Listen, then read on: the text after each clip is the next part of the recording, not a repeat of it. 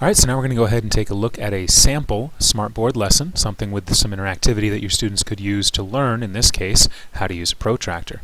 The first thing they would see is this, the title page telling them what it is that we're going to do using a protractor. Then we would jump to the next page. And I would ask them, so what is this? Oh, that's a pyramid. We'd look at the pyramid and say, okay, so what do you see about down here or at the top? And they would say, oh, well, those are some angles. And I'd say, okay, so how could we measure what those angles are? And get them to realize if we use a protractor, we can measure those angles. First, though, I'd probably grab my line tool and then a line, maybe change the size so it's a little bit thinner. And we'll jump over here and actually draw a line to show the angle that we want to measure. Makes it easier in the end to do that measurement. What is the angle in here? That's the question we want to ask. So I would have a student come up and demonstrate how do you use the protractor to actually find that. Well, you'd line up the center. You'd have to rotate it so the zero line is along the red line there. And then we would just figure out where does it cross up here. That appears to be about a 43-degree angle. If you click this green arrow, you can actually create a 43-degree angle. Then I would actually delete the protractor, delete these lines, and have the student see if it actually fits in there and covers up the angle. And it does. That appears to be a 43-degree angle at the bottom of the pyramid. So then we would jump to the next page, ask the students what is this. Hopefully they would recognize that as the Leaning Tower of Pisa. Ask them, so why is it considered a leaning tower? And get them to realize, well, it's not straight up and down. So what does it mean to be straight up and down? Have the students discuss until they're able to tell you that if it was straight up and down, it would be perpendicular to the ground.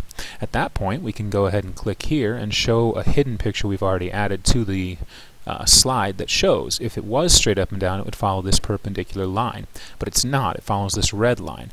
So what is the angle measure that it's off? What's this guy right in here? So again, have a student come up, utilize the protractor. We'll go ahead and put this right there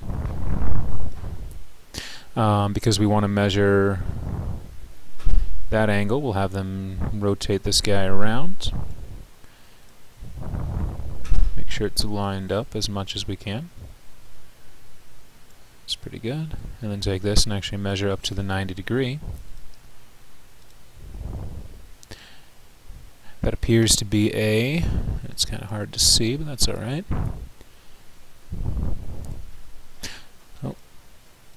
We are 87 degrees instead of 90, but the 87 is down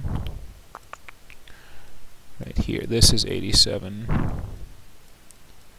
degrees. And then have them talk about if that's 87, then what's this tiny little sliver up here? Oh, well, that must be 3 because altogether it would have to be 90. So it's 3 degrees off perpendicular, and that's why it's a leaning Tower of Pisa. So they can see visually, they can measure it all interactively. At that point, I would have the students sit down and pick someone to come up, pick one of these two. When they click, it'll go away, and there's an angle for them to actually measure. So then they'd have to grab the protractor. We'll take it over here and try to line it up.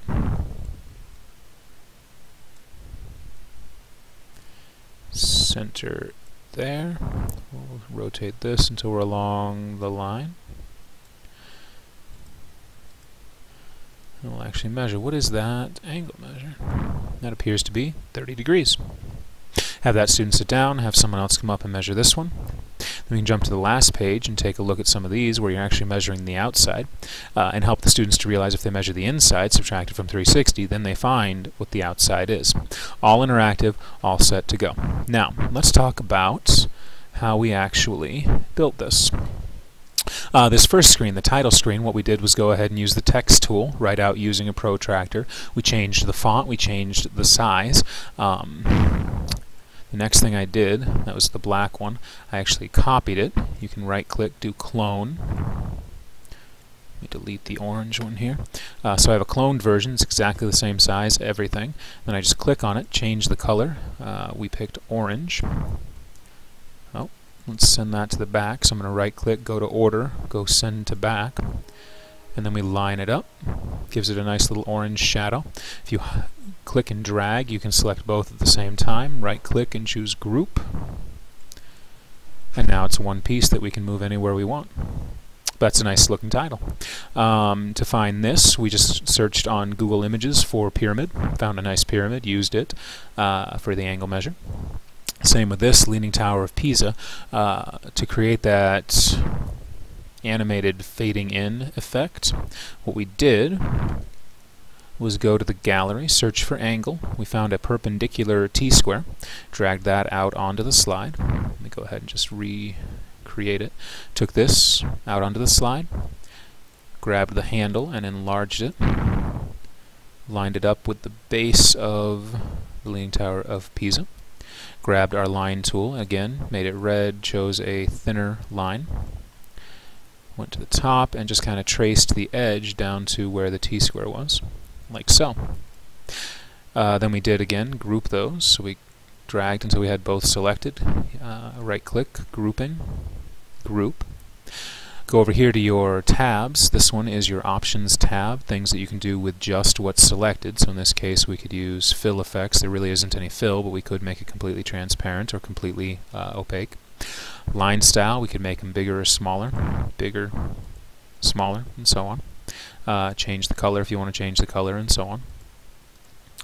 I'm going to go ahead and actually line this up a little bit better. There we go. So let's regroup that real quick. There we go. Alright, to do the animation, when you click on here and you click on your options tab, one of the things that will come up is object animation. You can click on that, it'll give you type of animation. You have fade in, fade out, flip around axis, and so on. We just chose fade in, and then it occurs when the object is clicked. So what happens, if you go to a different slide and then jump back, it doesn't appear until you find where it would be. Your cursor changes from a cursor to a little plus compass looking thing. Click and it'll fade in. And we just had our students grab the protractor, measure that angle, and we were good to go. This page and this page, we're using some disappearing boxes which are part of the Lesson Activity Toolkit. If you go to Lesson Activity Toolkit, look in Interactive and Multimedia, that lists every single thing that is interactive and could be used from the Activity Toolkit. Scroll down about a quarter of the way and you see a couple of these. Click and reveal circle, rectangle, star, square, triangle, and this one obviously square, circle, and then two more squares, but it works the same even if you said, oh, let's do the star. You can grab the corner, make it bigger, and when you click it appears, or shows what's behind it, or you can do again and it doesn't. Yeah, the angles themselves, those are just more things from the activity tool, or the gallery itself. Just found a couple angles that were already there, dragged them onto the slide, and then we used our protractor to measure the angles. So a nice interactive lesson demonstrating how to use the protractor that involves student interaction, students coming up and utilizing the protractor in front of everyone so everybody can see what's going on. A very nice technology integrated lesson to help students understand how to use the protractor.